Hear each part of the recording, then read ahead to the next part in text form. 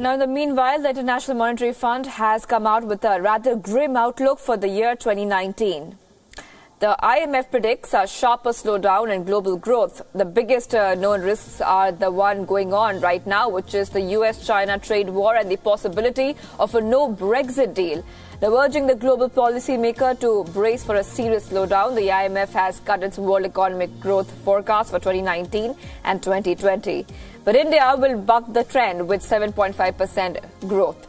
The IMF cited a bigger-than-expected slowdown in the world's second-largest economy, China. It has also urged countries to resolve their trade disagreements.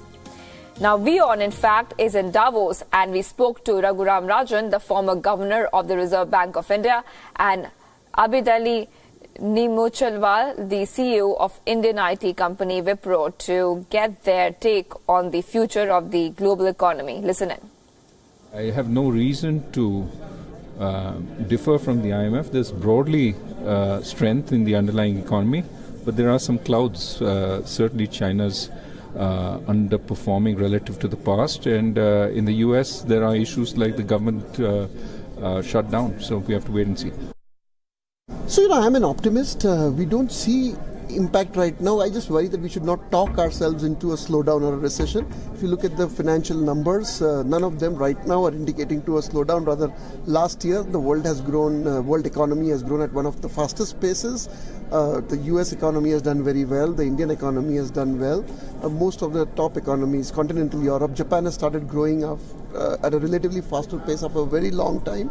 So I am an optimist. We'll always be watchful and we should be prepared for the worst. But right now I don't see dark clouds as such. And speaking exclusively to our business correspondent Sumit Chaturvedi, the managing director and CEO of Hero MotoCorp, Pavan Munjal, praised the Indian economy, saying that India is growing at a healthy rate even at a time of global economic slump. Listen in. World Economic Forum 2019 is attended by top corporate honchos from India, and we're joined by Pavan Munjal, MD of Hero MotoCorp. So thanks for talking to us. First of all, we are here at a time when there are clouds of gloom over the global economies. Do you think India is having a overall ray of hope we are giving to the whole world economy? Well, India is possibly the only economy which is growing at a healthy enough rate relative to most other global economies. We know what's going on in many of the global economies. China announced their numbers yesterday, which were the lowest in, I believe, 28 years.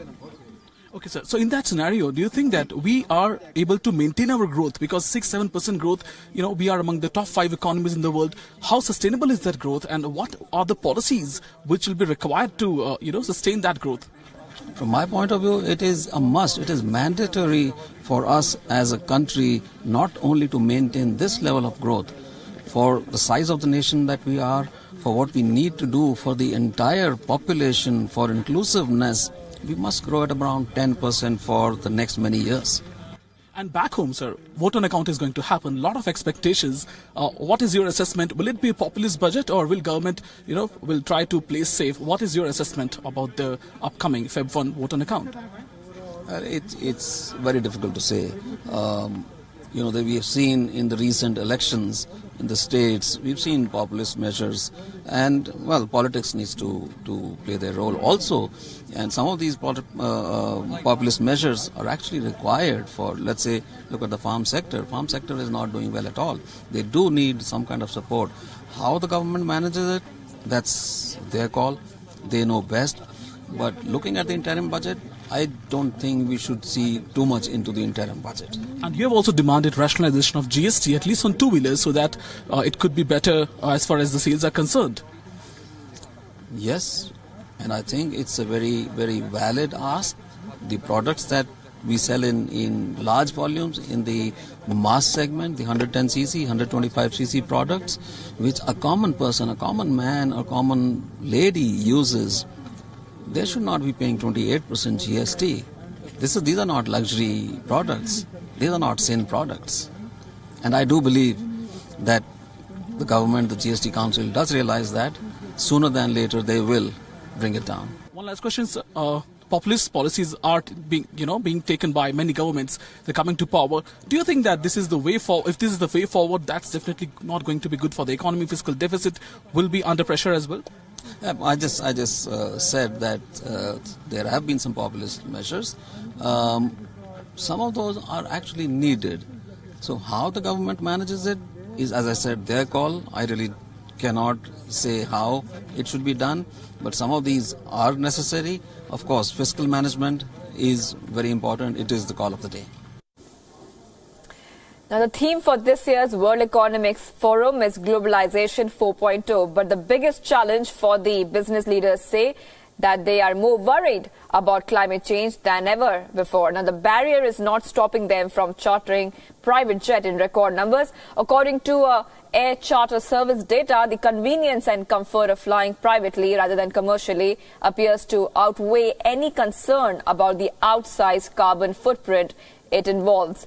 As many as 1,500 private jet flights carrying the global elites will land at an airport near Davos in the Swiss Alps.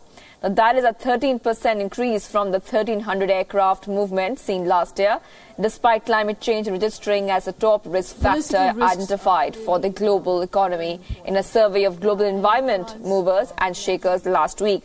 This even as the organizers of the World Economic Forum insist that they are making the annual meet environmentally sustainable by offsetting the carbon emissions generated by the private aviation through their own initiatives on the ground.